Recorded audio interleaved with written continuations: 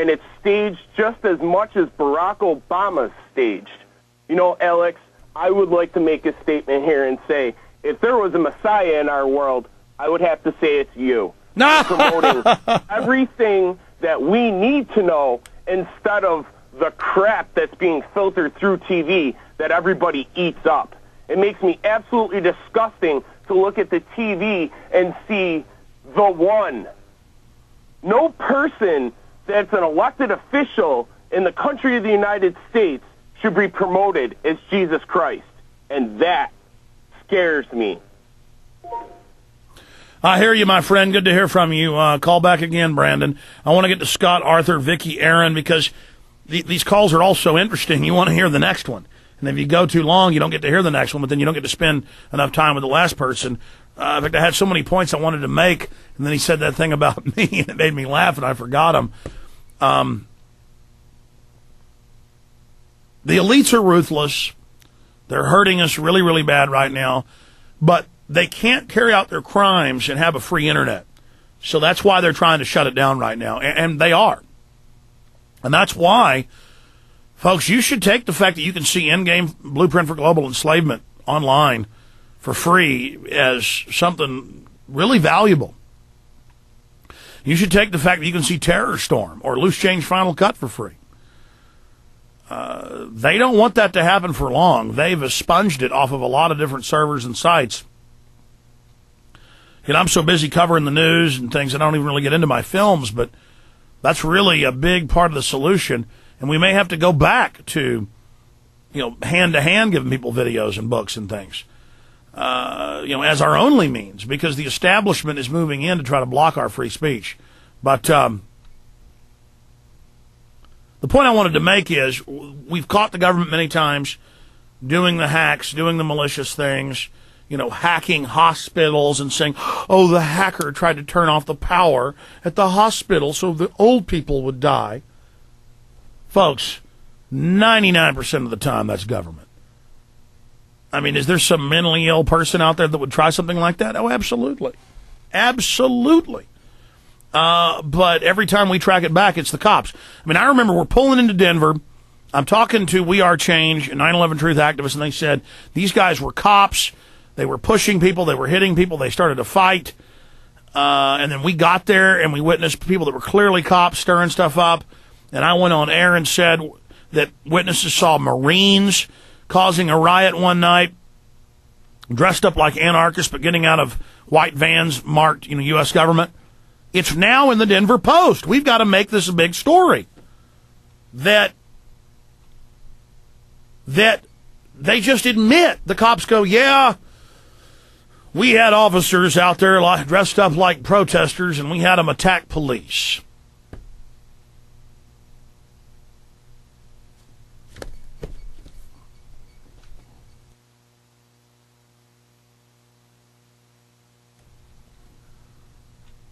I mean, let that sink in out there, folks. I'm not here bashing the police. I want the police on our side. I want them to say no to all this, but I happen to know the feds bombed the World Trade Center the first time. I mean, that's even publicly admitted. They cooked the bomb, trained the drivers, gave them the detonators. They found two nuts to do it, but it was their idea. They created it. They got the informants. They went out and organized and led the attack.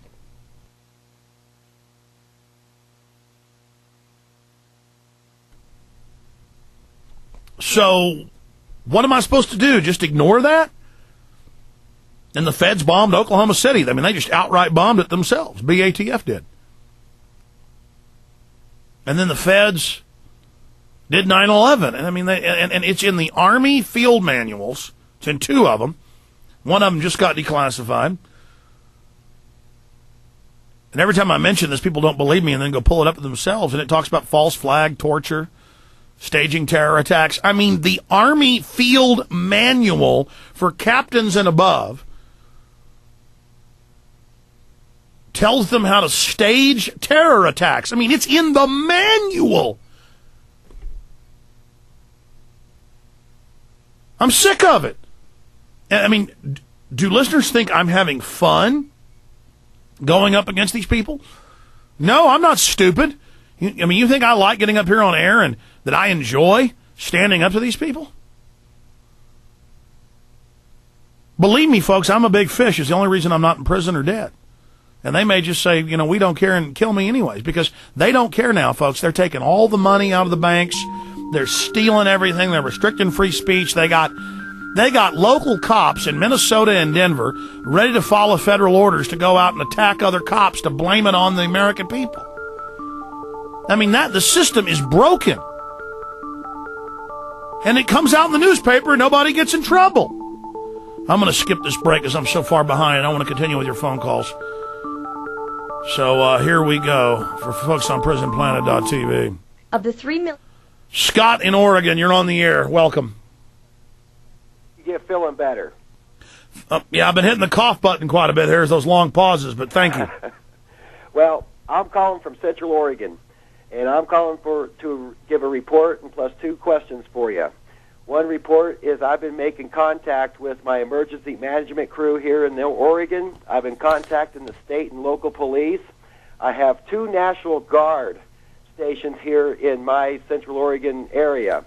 I went to the administration of the National Guard here, and I asked the CO there, do you know anything about the upcoming martial law, Rex 84, Operation Garden Plot, and Cable Splicer? Can you believe all these agencies, they all acted stupid, like I was crazy, okay? Then I go down to the training facility here for a National Guard, and I walked right into the barracks, and I walked right up to the CO's desk, and I talked to him for a minute, and he acted stupid. And then and I told him I was proud to be a red lister, and he jokingly laughed and said, if you're a red lister, I will shoot you. Oh no, it's all about their personal power. See, they're looking forward. Yeah. They're looking forward to it like it's deer hunting. They want to ride around with miniguns in the backs of trucks, laughing like they did in Iraq, just shooting us off the road. And there'll be lots of families out with flags waving it. They're fighting the domestic white Al Qaeda. Get them. Let the bankers have all our money. Yeah. And he tried to deny it and try to act stupid, and then at the end of it, I said, I'm going to be a red lister. And he goes, well, laughingly, trying to make a joke of it, if you're a red lister, I'll have to shoot you. So anyway, and after I made... And you hadn't mentioned anything about red list to him? Excuse me? You hadn't mentioned anything about red list to him? Well, after he played stupid, and I told him to Google right there, I said, turn on your computer. I go, well, it was on. I said, clear off the screen and type in red list, blue list. And he looked at it for about 2 seconds, and he turned around and goes, well, if you're a red lister, I'm going to have to shoot you. And then he laughed. Of course, I didn't take that too kindly, This was 2 weeks ago. Now, after I've made my visits and my contacts with the emergency management, the National Guard, the state and local police, I immediately start getting phone calls from survey groups, the Gallup polls, people trying to take polls and ask me questions. And their questions were so sensitive that it was insane. Pretty much how many people live in your house? How strong are you? Can you do physical this or that? How much do you weigh? How tall are you? And to me, and I'm asking you a question, I believe and I feel with all my heart that this is all going into a database on people getting polls that's calling their houses to ask them sensitive information, that it's going into a database. No, there's no doubt. That's why 1 in 5 houses gets the extended, there's different variants of it, the extended census. Yes. Where it asks, how many toilets, how many guns you got. Yes. I remember all that? Yes. Yeah. So it's all going in databases because the bankers that own our government, their business is controlling slaves. Their business is managing us, the slaves. It is not making or manufacturing anything. And so everything they do is about how to control us, how to dumb us down, how to divide us. Scott, I appreciate your call. Here we go.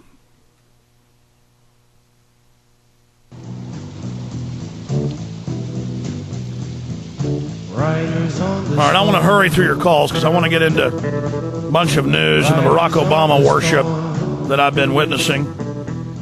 Into this house we're born. Let's go ahead and talk to Arthur in New Jersey. Arthur, you're on the air. Yeah, hi. I just want to...